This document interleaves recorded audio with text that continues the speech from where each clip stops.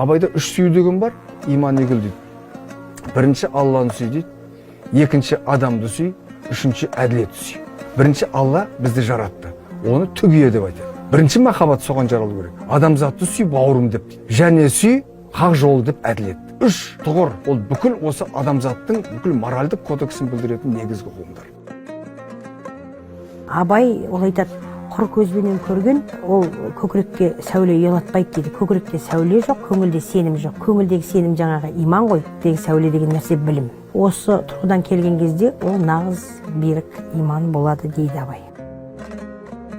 Мына қазақ даласындағы тұңғыш теология ғылымының негізін қалады деп айтсақ, қателеспеген болар ек. Құрани тілдегі сөздерді, ұғымдарды қазаққа қарапайым тілмен түсіндіруге ұмтылды. Ислам дінін ғылыми тілмен, ғылыми ұғыммен байланыстыруға ұмтылды.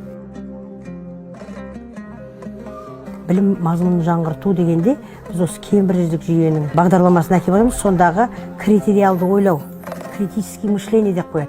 Міне Абай осы принцип ұстанды дінде. 19 ғасырдың кезінде біз қазақ халқы толығымен орыстардың отарында қабылдандық. Біз қазақтың жерінің барлығы сырттан келген келімсектерге пышақ үстінен бөлініп бере бастады. Бұл кезеңде енді рухани тайталас басталды. Ол осы ислам дінін таза, ешнәрге бүлінбестен ата бастан келген қалыпта келесі ұрпаққа қалдыру және өз ортасында тарату болады. Елдің бәрі ху деп тарихатқа кіріп кететін болса дейді, бәрі сопылық жол ұстанып кететін болса, онда егінді кім егеді, фабриканы кім істейді, заводты кім салады, дене жанға қонақ үй. Оның да жағдайын жасамаса, ол жан ары қарай өзінің тіршілігін жасай алмайды.